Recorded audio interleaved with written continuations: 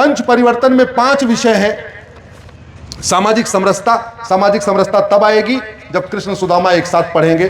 दूसरा विषय है कुटुंब प्रबोधन, कुटुंब प्रबोधन तब होगा जब भारत में मुगलों का मदरसा बंद होगा, अंग्रेजों का मॉन्टेसरी बंद होगा और भारत में हमारी जो वैदिक गुरुकुल शिक्षा व्यवस्था थी फिर से लागू की जाएगी।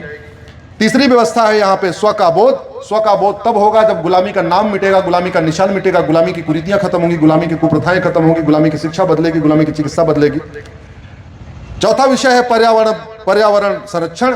पर्यावरण संरक्षण तभी आएगा जब लोग वेद उपनिषद पुराण पढ़ेंगे।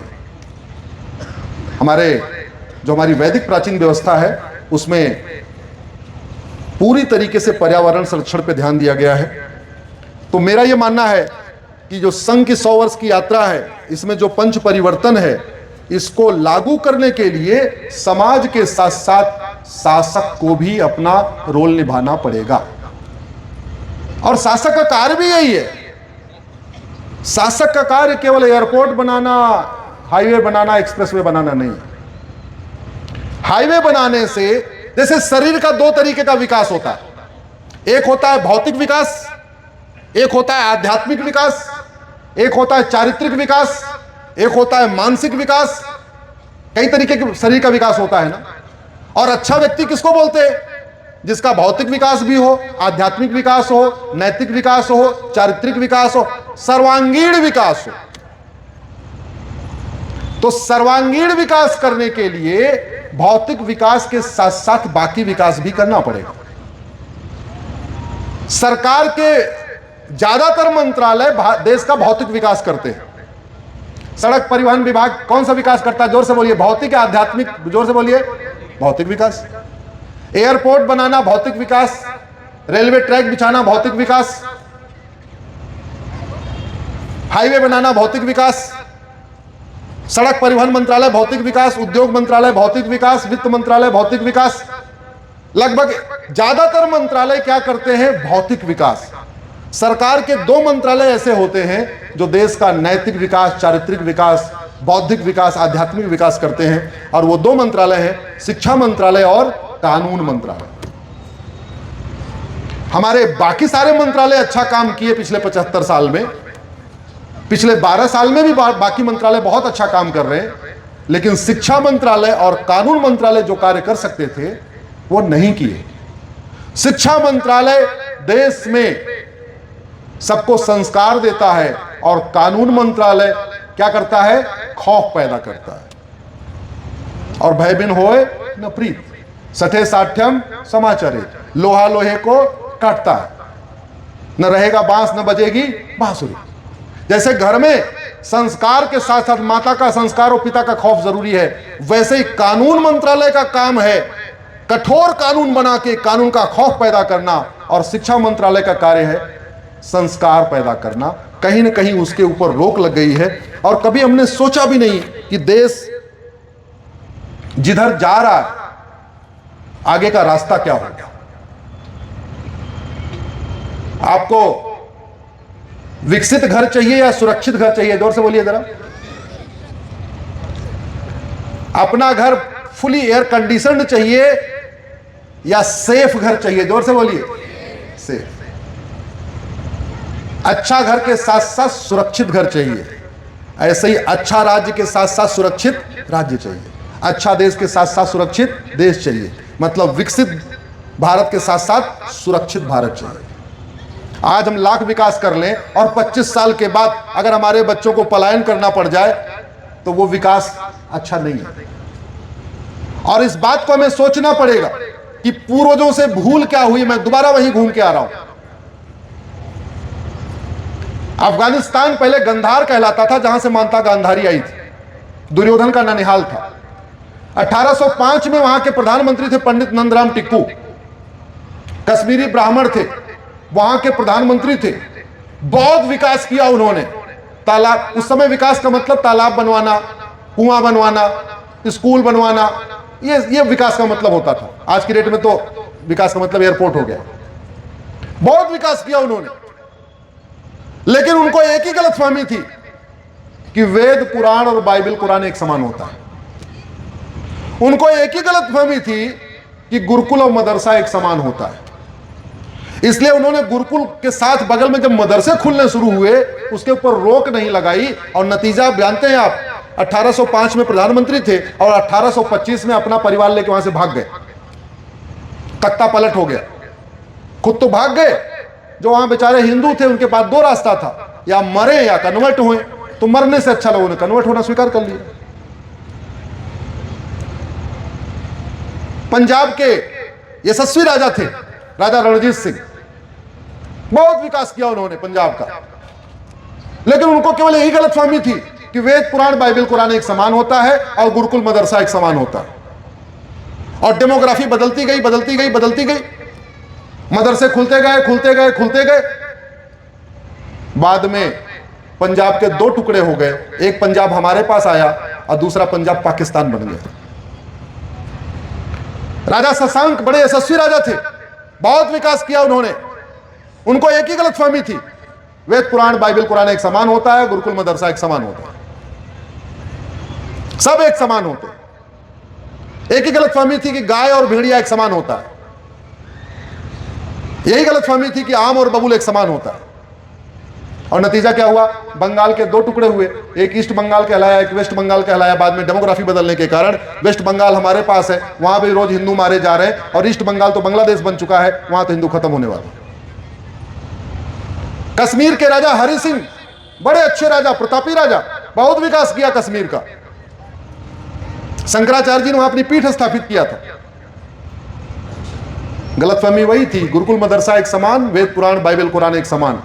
क्या हुआ कश्मीर का, हिंदू बचे क्या? जोर से बोलो भैया। नहीं, जो हमारे पूर्व राजाओं से भूल हुई, उस भूल से हमें सबक लेना पड़ेगा, यह सीखना पड़ेगा।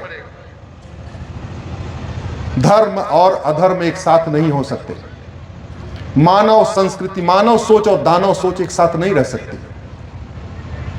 गुरुकुल और मदरसा एक समान नहीं होते, सारे ग्रंथ एक समान नहीं होते, सारे रिलीजन एक समान नहीं होते, सारे मजहब एक समान नहीं होते। इसको हमें समझना पड़ेगा। और एक बात और भी ध्यान रखिए,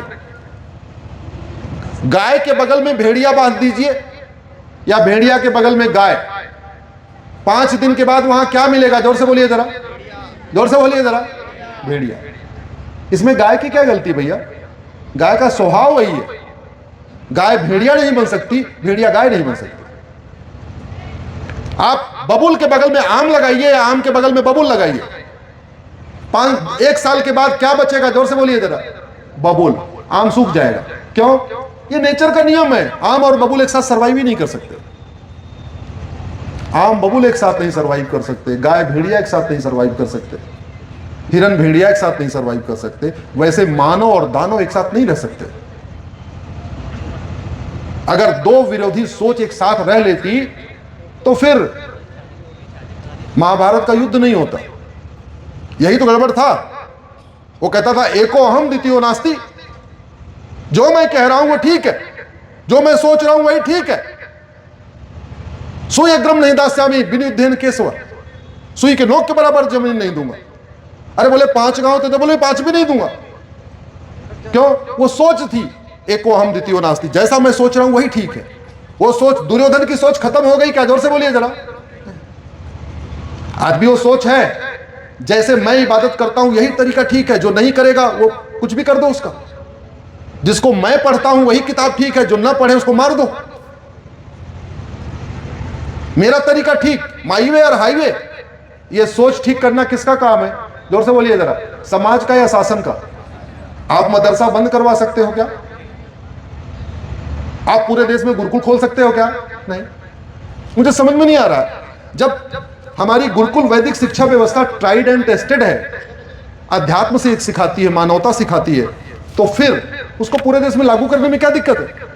मैंने माननीय सुप्रीम कोर्ट में पीआईएल फाइल किया है।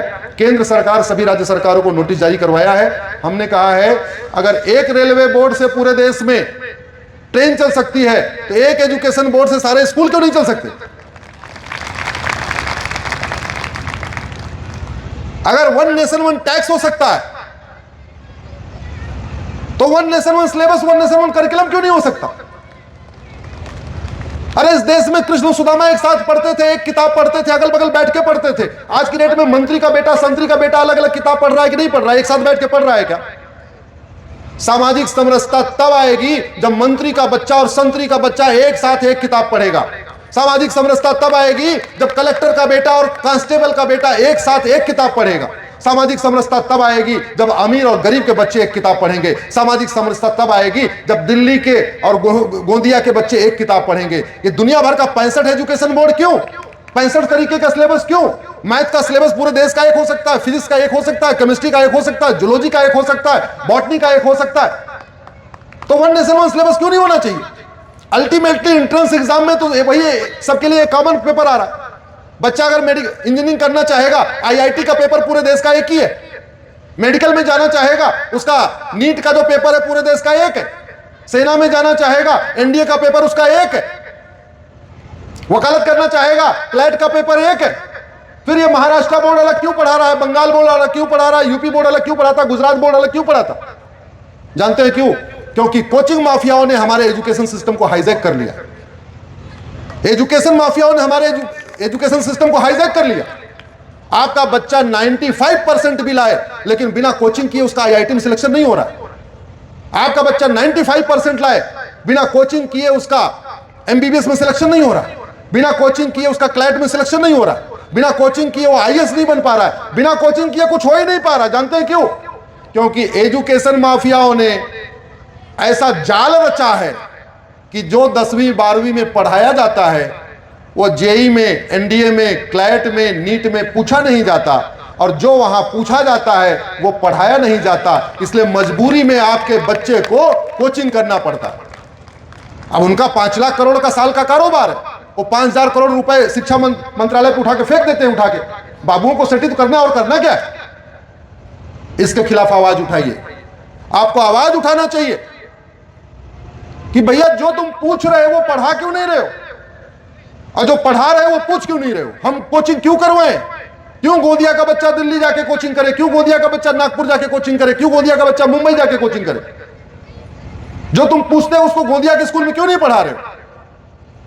इस पे आवाज उठाना पड़ेगा। दुनिया में अशांति फैली हुई है।